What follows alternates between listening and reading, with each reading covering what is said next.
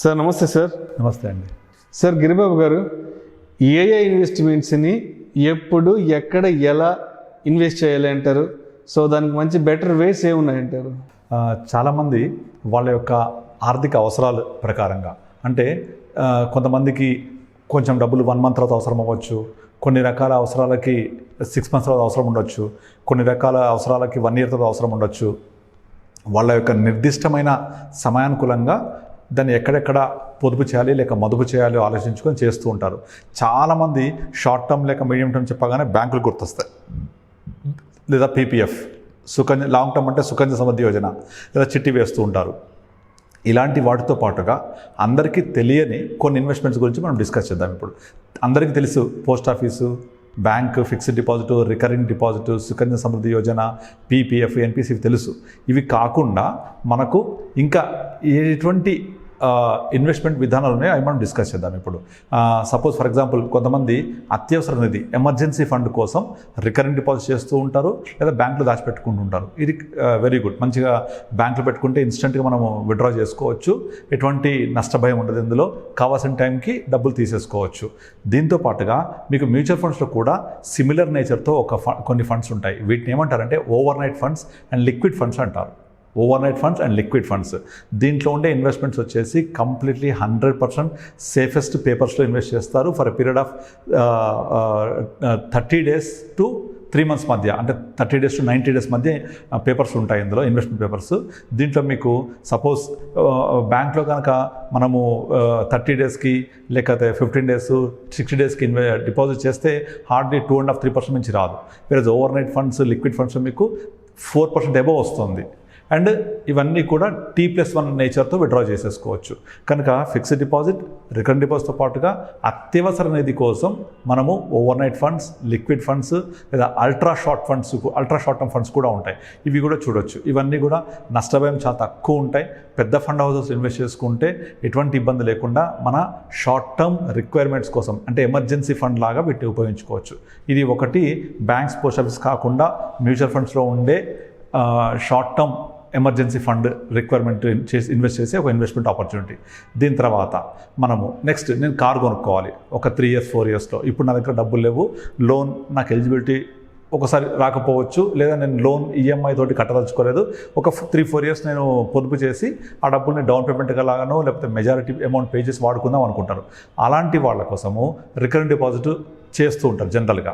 అలా కాకుండా మ్యూచువల్ ఫండ్స్లో వచ్చేప్పటికి నేను 2 years 3 years కనుక టైం ఉంటే మీకు short duration funds, medium duration funds అని ఉంటాయి. వీటిలో కూడా ఇన్వెస్ట్మెంట్ పేసే పేపర్స్ అన్నీ కూడా, అంటే ఇన్స్ట్రుమెంట్స్ అంటారు వీటిని, అవన్నీ కూడా సేఫెస్ట్ AAA రేటెడ్ ఫండ్స్లో ఉంటాయి. షార్ట్ డ్యూరేషన్ ఫండ్స్, తర్వాత మీడియం డ్యూరేషన్ ఫండ్స్. ఇది కాకుండా ఆర్బిట్రాజ్ అని ఒక కేటగిరీ ఉంటుంది. ఆర్బిట్రాజ్ కూడా ఈక్విటీ ట్యాక్సేషన్ తోటి, ఈక్విటీ బెనిఫిట్ తోటి, అంటే మీకు ఈక్విటీ అనగానే స్టాక్ మార్కెట్ అనుకోక్కర్లేదు. ఆర్బిట్రాజ్ అంటే ఇది ఎన్ఎస్సిలో బై చేస్తారు, బిఎస్సిలో సేల్ చేస్తారు, హెడ్జింగ్ చేస్తూ ఉంటారు. హెడ్జింగ్ చేస్తూ నష్టభయం లేకుండా 6.5-7% వచ్చేలాగా, ప్లస్ ఈక్విటీ ట్యాక్సేషన్, అది చాలా ఇంపార్టెంట్. మీరు ఆర్డీ చేశారనుకోండి, నేను ఒక 3 years కార్ కొనుక్కోవాలి కాబట్టి ఆర్డీ చేస్తూ పోతే వచ్చే మెచ్యూరిటీ ట్యాక్సిబుల్ అవుతుంది 30%, 20, 30, 10 as per your income tax bracket. వేరే arbitrage 10% long term capital gain tax వర్తిస్తుంది ఆర్బిట్రాజ్. తర్వాత ఈక్విటీ సేవింగ్స్ ఫండ్ ఒక కేటగిరీ ఉంటుంది. ఇందులో కూడా మీకు 15% 20% మ్యాక్సిమం, అది కూడా హెడ్జింగ్ చేస్తూ, అది కూడా ప్యూర్ లార్జ్ క్యాప్స్ తోటి ఈక్విటీ సేవింగ్స్ ఫండ్స్ అనే ఒక ఫండ్స్ ఉంటాయి. వీటిని కూడా మనం 7%+ ఎక్స్పెక్ట్ చేయొచ్చు రేట్ ఆఫ్ రిటర్న్. ఇవి కూడా నేను 2 years 3 years లోపల ఇన్వెస్ట్ చేసుకోవడానికి, అంటే నేను కార్ కొనుక్కోవాలి, కంపల్సరీ నాకు 2-3 years తర్వాత డబ్బులు వెంటనే వచ్చేసేయాలి, నాకు నష్టభయం ఉండకూడదు అనుకునే వాళ్లకు ఆర్డీ కంటే బెటర్ ఈక్విటీ సేవింగ్స్ ఫండ్. ఇందులో నష్టభయం చాలా తక్కువ ఉంటుంది. మీరు 2.5-3 years కనుక నియర్లీ ఉండగలిగితే 80% నష్టం రాదు. రేట్ ఆఫ్ రిటర్న్ కూడా మోర్ దెన్ 7.5-8% వచ్చినా ఆశ్చర్యపోకలేదు.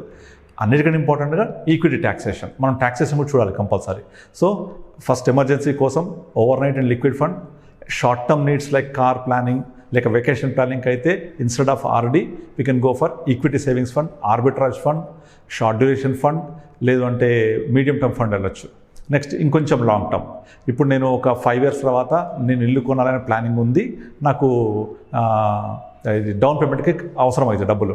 హోమ్ లోన్ నాకు 4-5 ఇయర్స్ తర్వాత ఎలిజిబిలిటీ ప్రకారంగా నేను ఒక 50 లక్షలు 70 లక్షలు 1 crore లోన్ తీసుకుంటాను.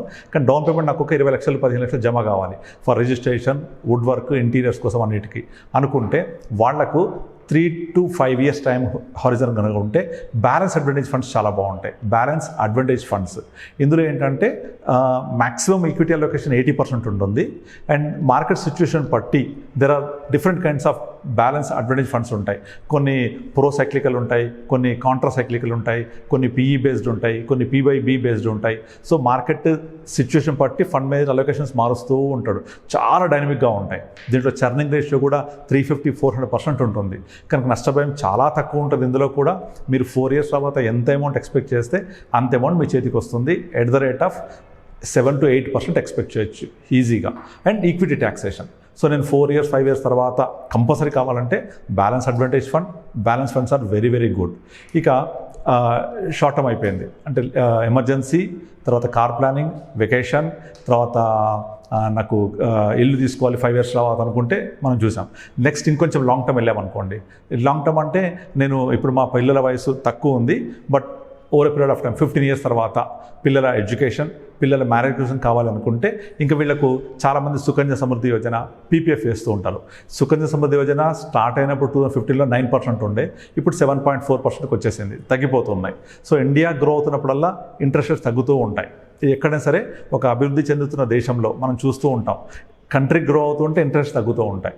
సో సుకన్య సమృద్ధి యోజన అలాగే ఇంట్రెస్ట్ రేట్ డిపెండెంట్ కాబట్టి తగ్గిపోతూ ఉంటుంది, PPF తగ్గుతూ ఉంటుంది. వెరాస్ ఎకానమీ గ్రో అవుతుంటే మార్కెట్స్ గ్రో అవుతూ ఉంటాయి. ఎలాగూ మీ టైం ఫ్రేమ్ అబౌట్ 10 years ఉంది, because you need children education, children marriage. కాబట్టి అంత లాంగ్ డ్యూరేషన్ ఉన్నప్పుడు మీరు హ్యాపీగా mid cap fund, small cap funds, sectoral funds, లేకపోతే multi cap, flexi cap, large and mid cap category funds invest చేసుకోవచ్చు. Long term కోసం వెళ్ళినప్పుడు మీరు ఇంకా బ్యాంకులు, పోస్ట్ ఆఫీసులు లాంటి ట్రెడిషనల్ ఇన్వెస్ట్మెంట్స్ చూడాల్సిన అవసరం లేదు. వేరే ఫస్ట్ చెప్పిన ఇమీడియట్లీ ఎమర్జెన్సీ ఫండ్, కారు ఇలాంటి వాటితో పాటుగా మ్యూచువల్ ఫండ్లో అవైలబుల్ ఉండే ఫండ్స్ గురించి మనం డిస్కస్ చేసాం. అలాగే పిల్లల కోసం అన్నప్పుడు మీరు ఇక వేరే ఎటువంటి ట్రెడిషనల్ పాలసీస్, ట్రెడిషనల్ ఫండ్స్కి వెళ్ళకుండా మనము ఈక్విటీలోకి వెళ్ళిపోయినట్లయితే ఓవర్ ఏ పీరియడ్ ఆఫ్ 10+ yearsలో ఎనార్మస్ వెల్త్ క్రియేట్ అవుతుంది. మనం చూస్తున్నాం ఇండియా ఇప్పుడు 3 trillion ఎకానమీ క్రాస్ అయ్యి 3.5 trillion దగ్గర ఉన్నాము. మన స్టాక్ మార్కెట్ 4 trillion సైజ్ దాటిపోయింది. సో ఇది ఇలా పెరుగుతూనే ఉంటుంది. రాబోయే 10 సంవత్సరాల తర్వాత మన economy more than 7 trillion 8 trillion వెళ్తే మన మార్కెట్స్ కూడా ఇక్కడ నుంచి డబల్ కంటే ఎక్కువ పెరుగుతాయి. సో మార్కెట్ డబల్ అయితే మ్యూచువల్ ఫండ్స్ 3 times 4 times కూడా పెరుగుతూ ఉంటాయి. కనుక లాంగ్ రన్ 10 years కనుక ఉంది అంటే definitely you can look in to different kind of mutual funds. You can achieve your goals for your children education. ఇంకా సొల్యూషన్ ఓరియంటెడ్ ఫండ్స్ ఉంటాయి, ప్యూర్లీ చిల్డ్రన్ కోసమే ఉద్దేశించిన ఫండ్స్. రీసెంట్గా యూనియన్ మ్యూచువల్ ఫండ్ లాంచ్ చేశారు. ఇవి ప్యూర్ ఈక్విటీ ఫండ్స్ ఉంటాయి. అలాగే HDFCలో ఉన్నాయి, అలాగే L&Tలో ఉన్నాయి. చాలా మంచి మంచి ఫండ్స్ ఉన్నాయి.